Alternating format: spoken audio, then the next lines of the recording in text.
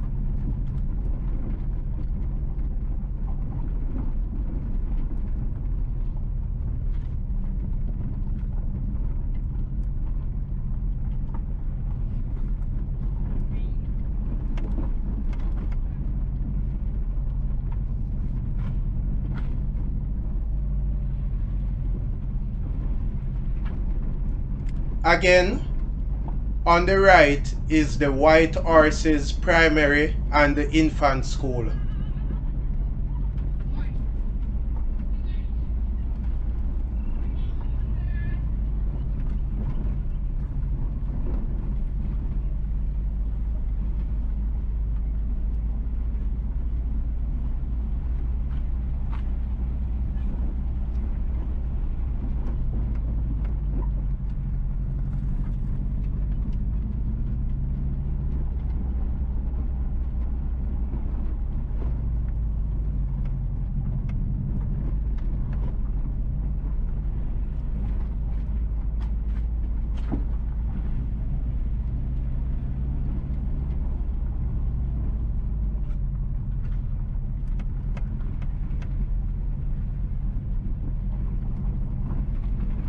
On the right is the Morant Bay Examination Depot.